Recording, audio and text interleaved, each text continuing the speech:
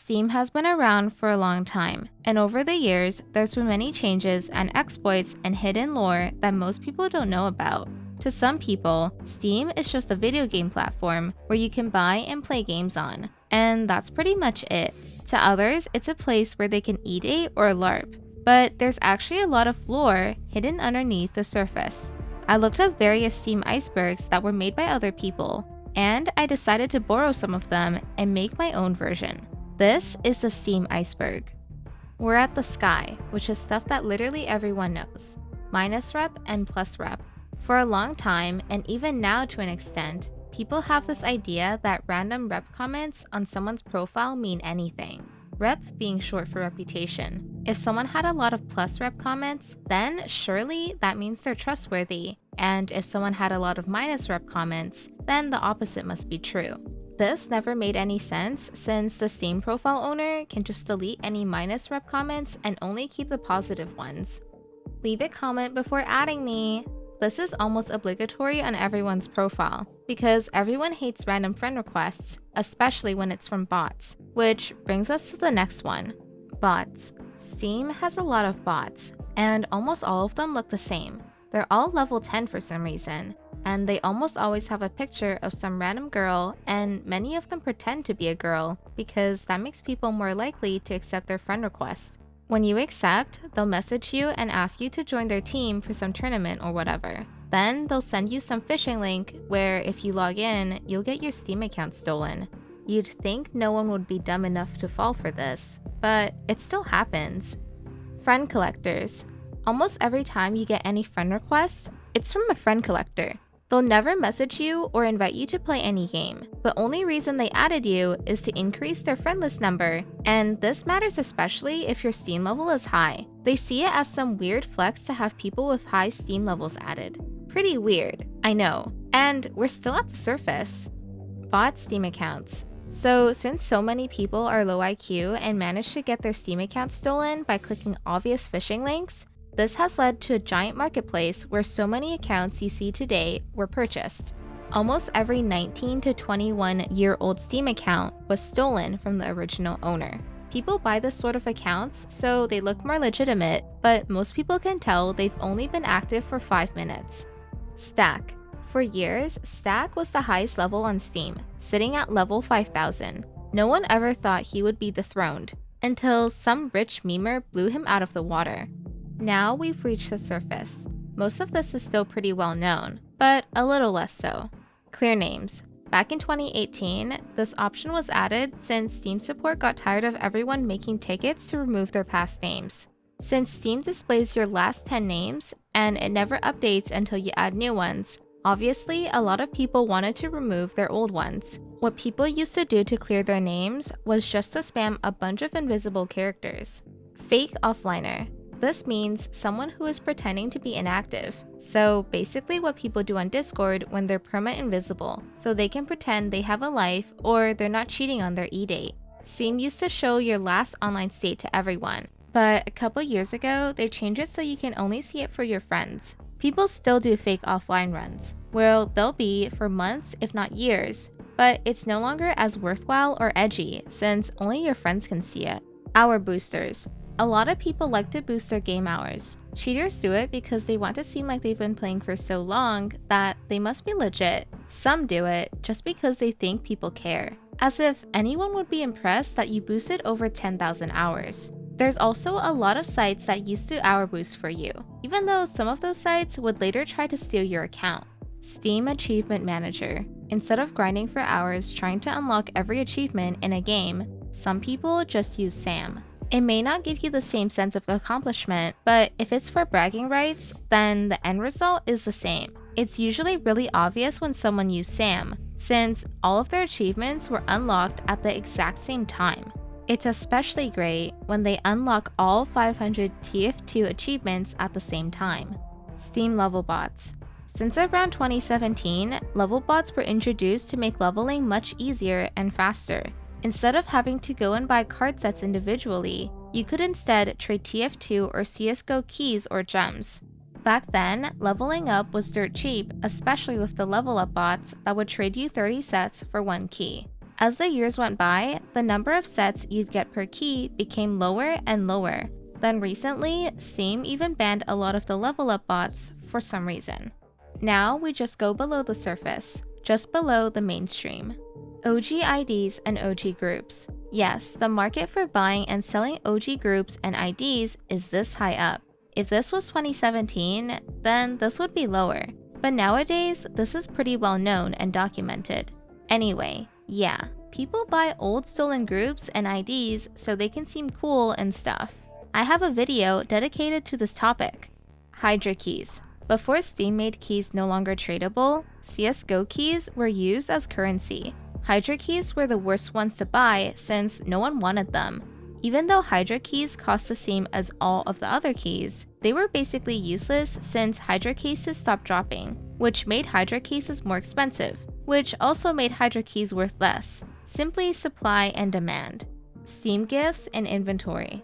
A long time ago, you used to actually be able to have Steam keys in your Steam inventory and be able to trade them. Steam changed this since people would buy them using a VPN in some country like China, where the currency was worth less, and you could buy games for less and then trade them for CSGO keys. CSGO Lounge had an entire market just for this.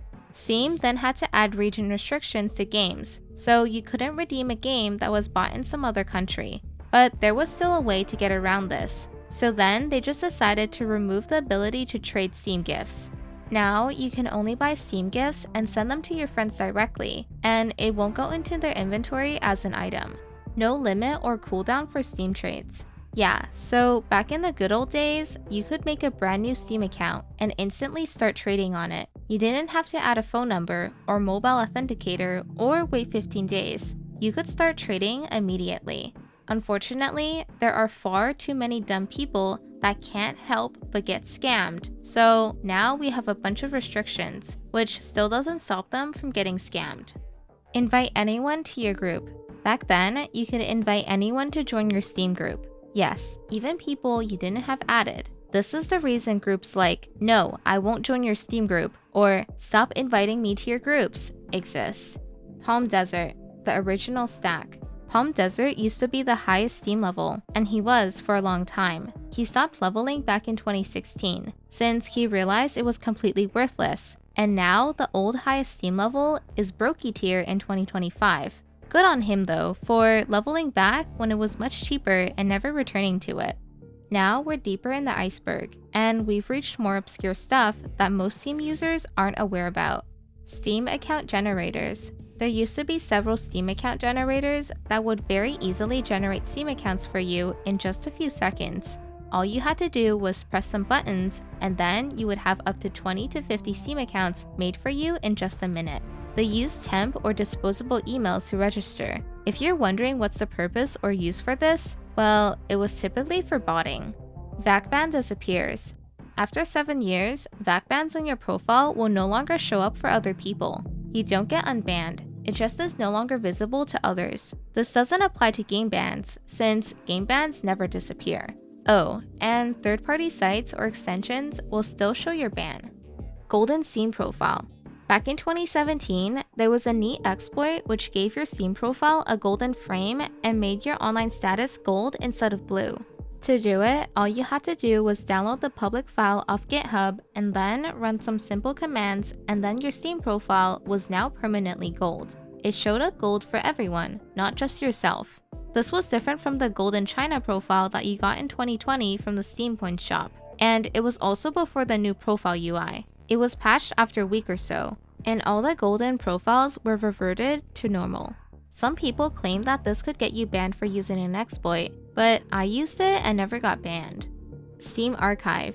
This was one of the many third-party sites that used to log Steam data. Steam Archive used to take screenshots of someone's profile, basically like Wayback Machine. It used to be integrated into Steam ID, but was later removed and discontinued.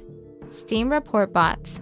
Around 2020, Steam Report Bots were around, where a bunch of bots would mass report an account for being stolen. The reporting system actually worked, and locking bot Steam accounts was incredibly easy, even if some of them would later unlock the account. Of course, the goal was to get bot accounts community banned, which you'd think would be a win for everyone. But Steam disagreed, and now it's way harder to get any stolen account locked.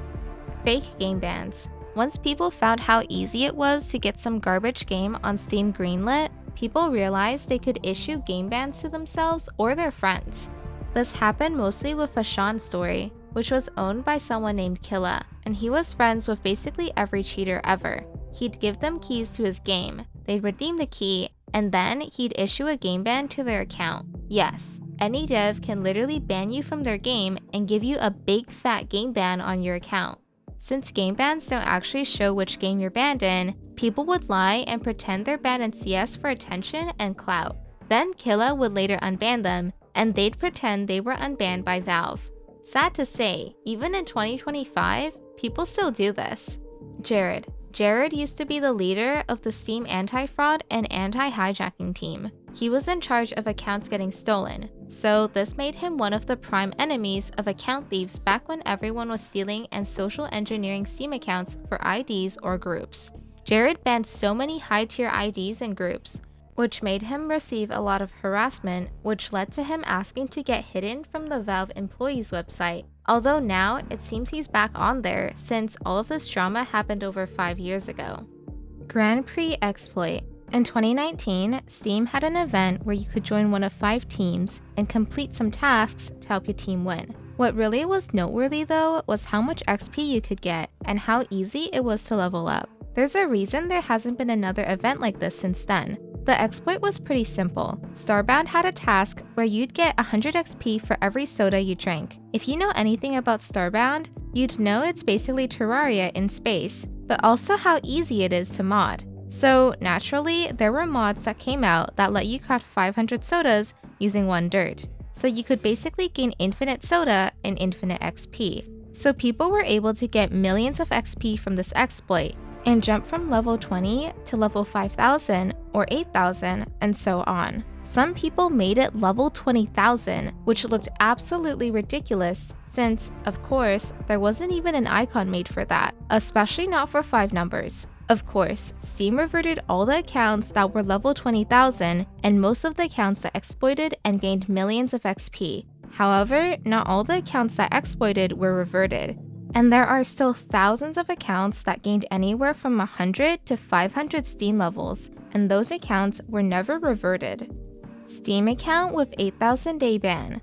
A couple years ago, a dead Steam account was stolen by someone in the community, and while the account didn't have anything on it, the reason that made it unique was because it had a game ban from around 2003. Which is pretty interesting since game bans weren't around back then and only VAC bans were issued. So it was likely some Valve test account which was given a game ban way before they publicly existed.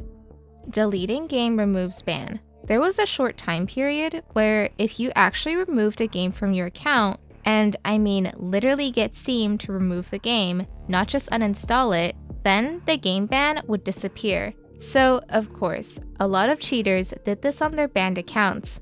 You were still banned in the game, but the game ban wouldn't show up on your profile. After a few weeks, Valve patched this, and then all the game bans showed up again. Making a Fury. Before Steam added more privacy options, there was no option to hide your game activity. The only way not to show your game activity was to private your entire account. So what a lot of people did was, they played the Making a Fury games. So it would hide their game activity, and thus their profile would look cleaner.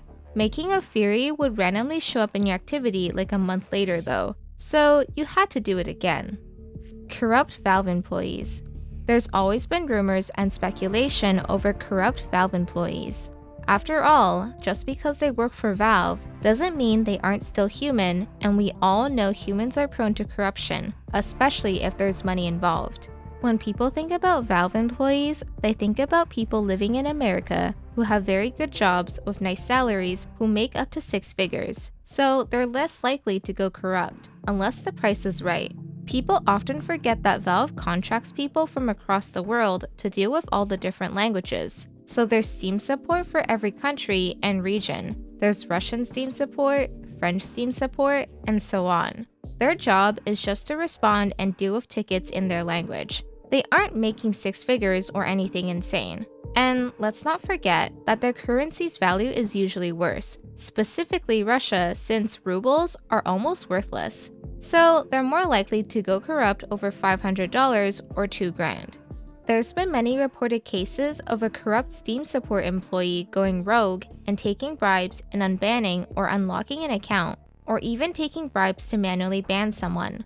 Now this isn't confirmed, and there's no hard proof, but there's been a lot of weird things that have happened over the years. It's unclear how much power Steam support in other regions have, but they at least have the power to unlock a community-banned account. There's been cheaters who've claimed that since the American Steam support wouldn't unlock their account, they just used a VPN and changed their region, and then they got their crack unlocked.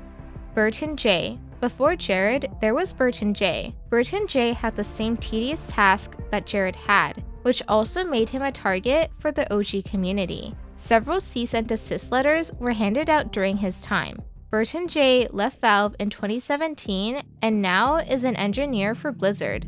Now for honorable mentions, which I will rapid fire for some of them. We have AI-generated games, remote control exploit, grabbing someone's IP by calling them on Steam and having Wireshark open, getting Steam support to change your Steam username. If you know, you know.